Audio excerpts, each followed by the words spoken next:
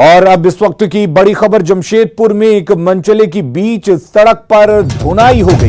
घटना बागबेड़ा थाना क्षेत्र की है, जहां टाटा नगर स्टेशन के पास काम करने वाली एक महिला से ठेले वाले से छेड़खानी की गई। फिर क्या था, अबला दिखने वाली महिला शेरनी बन गई और ठेले वाले को पकड़ लिया और फिर महिला और उसके बेटे ने बीच सड़क पर मनचली की धुनाई कर दी। बाद में स्थानीय लोगों की मदद से आरोपी युवक को बचाया गया और पुलिस के हवाले कर दिया गया।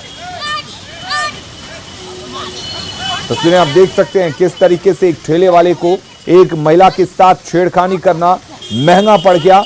जैसे ही छेड़खानी की घटना सामने आई, महिला उस युवक पर टूट पड़ी और महिला और उसके बेटे ने उसकी जमकर धुनाई कर दी। तस्वीरों में आप देख सकते हैं किस तरीके से यहां पर छेड़खानी करना एक युवक के लिए महंगा पड़ा।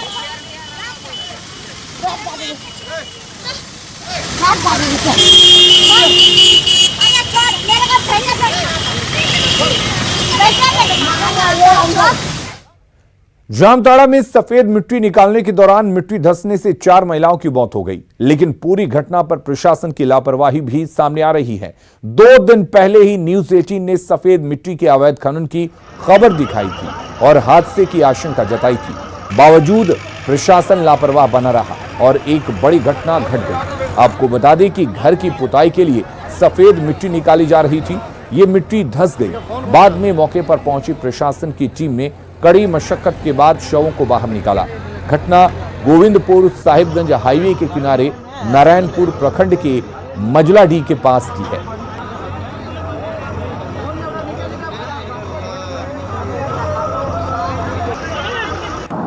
चार औरतें हमारी जो मिट्टी में धंस गई।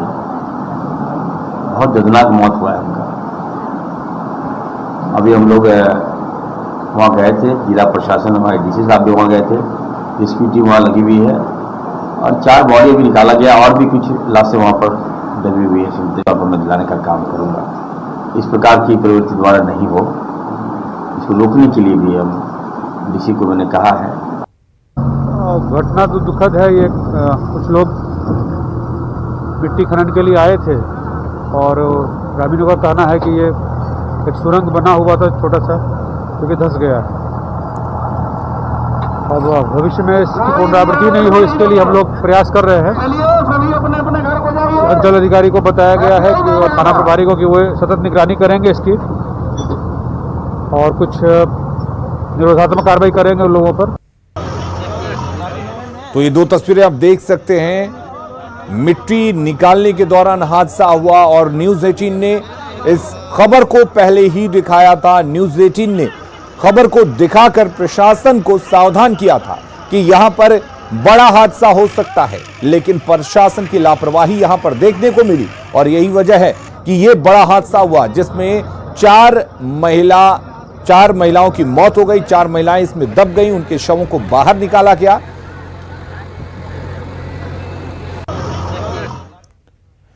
सिमडेगा के कोयल नदी के उफान में फंसे विल्सन को बचा लिया गया। उसे निकालने की कोशिश में पुलिस टीम के साथ एनडीआरएफ की टीम भी जुटी रही और 22 घंटे बाद उसे पानी के तेज बहाव और उफनती लहरों के बीच से रेस्क्यू कर लिया गया। घटना बानो प्रखंड की है, जहां कोयल नदी में मछली मारने गया विल्सन मड़की नदी में अचानक पानी के तेज बहाव में फंस गया था। हालांकि गनीमत यह रही कि वो बहकर नदी के बीच पत्थरों तक पहुंच गया, जहां उसकी जान बच सकी, लेकिन नदी के तेज धार से वो पत्थर पर ही फंसा रहा। बानो थाना की पुलिस देर रात से ही वहां खड़ी थी और विल्सन की हालत पर नजर बनाए हुई थी। हम इधर से गए, उसके बाद नीचे उतरे। वो चट्टान था ना सर, जिसमें हम बैठे हुए थे, उससे नीचे गए। जैसे नीचे गए वैसे ही एक बहुत भारी आ गया। उसके बाद आवाज भी नहीं दे रहा था। उसके बाद जो है हम भी जैसे जोर से वैसे ही हम बड़ा वाला चट्टान पे आए। तो प्रशासन आपको अब सुरक्षित निकालने क्या कहना चाहेंगे प्रशासन से? सर, प्रशासन से हम क्या कहना चाहेंगे, प्रशासन को हम धन्यवाद करेंगे। सिमडेगा में नदी के मझधार में फंसे मछुआरे विल्सन मड़की को बचाने वाली एनडीआरएफ की टीम को एसपी ने सम्मानित किया। इस दौरान एसपी ने एनडीआरएफ की टीम की जमकर सराहना की और कहा कि 22 घंटे बाद विल्सन मड़की को सकुशल बचाया गया। ये दल आई और इन्होंने बहुत अच्छा काम किया और इन्हें मड़की जी को बिल्कुल सही सलामत बचा लिया गया। उनका चिकित्सीय जांच करवाया, उन्हें भूखे थे, उन्हें खाना खिलाया गया, वो बिल्कुल सुरक्षित हैं। जमशेदपुर में दिन दहाड़े गोलीबारी में 2 लोग घायल हो गए। घटना बिष्टुपुर के धातकीडी बस्ती की है। बताया जा रहा है कि 3 अक्टूबर को पारिवारिक विवाद में जैदी नामक एक युवक फंदे पर झूल गया था, जिससे गंभीर हालत में टीएमएच में भर्ती कराया गया था। जैदी के पिता का कहना है कि जैदी नशेड़ी था और अक्सर घर वालों से झगड़ा करता था। ऐसे में 20 से ज्यादा की संख्या में जैदी के दोस्त आ जाए और जैदी का ठीक से इलाज नहीं कराने का आरोप लगाकर घर वालों से मारपीट की। इस दौरान बस्ती वालों के सामने आने के बाद वो भाग गए, लेकिन वो दोबारा आए और फायरिंग कर दी, जिससे बस्ती के 2 लोगों को गोली लग गई, जिन्हें इलाज में के लिए टीएमएच में भर्ती कराया गया। पुलिस ने मौके से 8 खोखे बरामद किए हैं, साथ ही 2 लोगों को हिरासत में लेकर पूछताछ कर रही है। इस बीच टीएमएच में भर्ती जैदी की मौत हो गई है। लड़कों का जो है आकर के एक हुजूम आकर के गाली गुप्ता किया गंदे गंदे तरीके से। मेरी माँ को यानी बेटी जो जैदी के दादी को, दादा को, मेरी वाइफ को बहुत गंदे गंदे गाली से। उसमें सलमान नाम का लड़का जो है हमको बहुत बुरी तरह से किया है और करीब 25-30 लड़के के साथ अटैक किया। इस लड़के के जरिए वो लोग इससे पैसे मंगाते थे और उससे वो नशा करते थे। पुलिस उसकी खोज में लगी हुई थी। उसी का बदला लेने के लिए माँ बाप से वो लोग यहाँ आए और इन्होंने जो है माँ बाप के साथ में थ्रेसिंग करने की कोशिश की, उनको उठापटक करने की कोशिश की। इनको धमकी दे रहे थे कि आपके पास पैसा नहीं है, आप इलाज नहीं करा सकते हैं उसका जैदी का। तो यहाँ के कुछ गणमान्य लोगों ने इस झगड़े को छुड़ाने की कोशिश की, तो उन्होंने फिर ये इलीगल आर्म्स निकाल के यहाँ पे अंदर 4-5 राउंड इन्होंने फायरिंग की है, जिसमें से 2 लोगों को ये फायर लगा है। एक को चेस्ट में लगा है, चेस्ट और स्टोमक के बीच में, दूसरे व्यक्ति को पैर में लगा है। दोनों गणमान्य व्यक्ति हैं। दुमका के शिकारीपाड़ा में लकड़ी चोरी के आरोपी की ग्रामीणों ने जमकर पिटाई कर दी। इंद्रबनी गांव में ग्रामीणों ने रंगे हाथों आरोपी को पकड़ लिया, जिसके बाद जंगल से पकड़कर उसे गांव लेकर आए और आंगनबाड़ी केंद्र में बांधकर उसकी जमकर पिटाई कर दी। पुलिस को जब इसकी सूचना मिली तो स्थानीय थाने द्वारा भी लापरवाही बरती गई।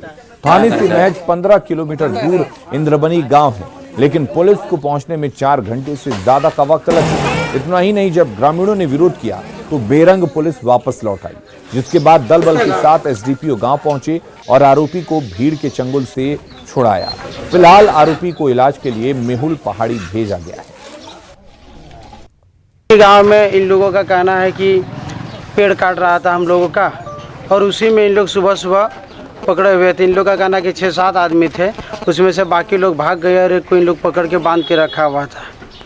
तो थाना स्तर से हम लोग आए हुए हैं और उसके बाद इसको यहाँ से छुड़ा करके इलाज के लिए भेजा गया है। और कुछ तो लकड़ी मिला हुआ है, बरामद हुआ है कि वो काटा हुआ है। का भी शिकार हुआ है वो।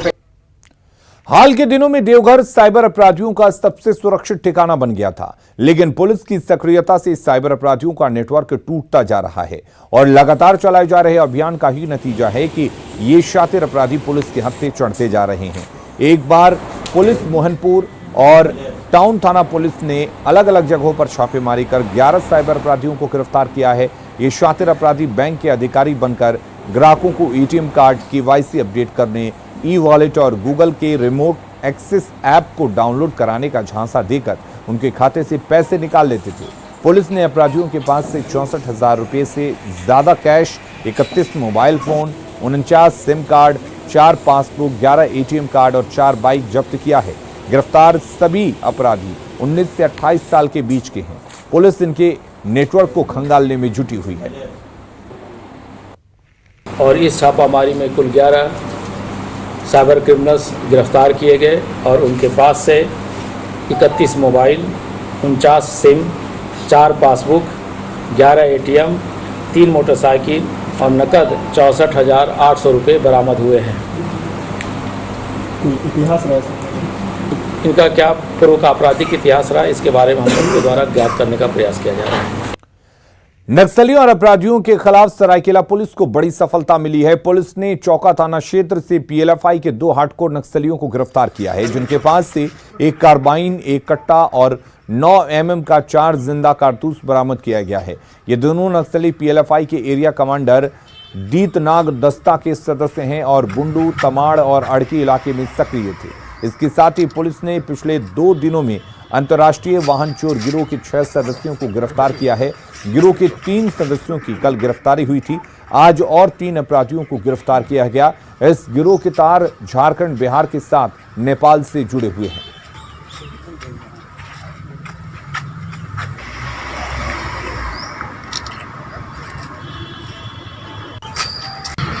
गिरफ्तार किए गए व्यक्ति पूछताछ में पता चला कि ये पीएलएफआई का जो दस्ता है, कमांडर दीतनाग, उस दस्ता में ये लोग काम करते थे और ये बुंडू, तमाड़, अर्की, मुरहू क्षेत्र में ये लोग एक्टिव थे। इन लोगों को गिरफ्तार करके भेजा जा रहा है और इस तरह से 2 सक्रिय पीएलएफआई के कमांडर गिरफ्तार। हजारीबाग के बड़का गांव में एनटीपीसी के खिलाफ पिछले 1 महीने से चल रहे ग्रामीणों के आंदोलन के कारण कंपनी को करोड़ों का नुकसान हो रहा है।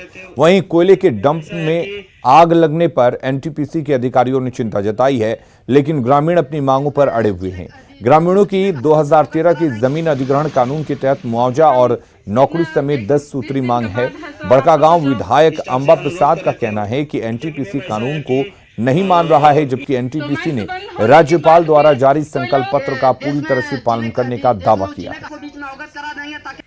और अगर कानून के हिसाब से अगर कंपनसेशन डिटरमाइन नहीं हुआ है तो साफ साफ लिखा हुआ है कि तब 2013 लागू होना है, और जिसका मांग सालों से करते आ रहे हैं लोग। अभी जो दिया जा रहा है मुआवजा या अन्य बेनिफिट, वो झारखंड सरकार के द्वारा राज्यपाल के आदेश से एक संकल्प पत्र 2013 में इशू किया था।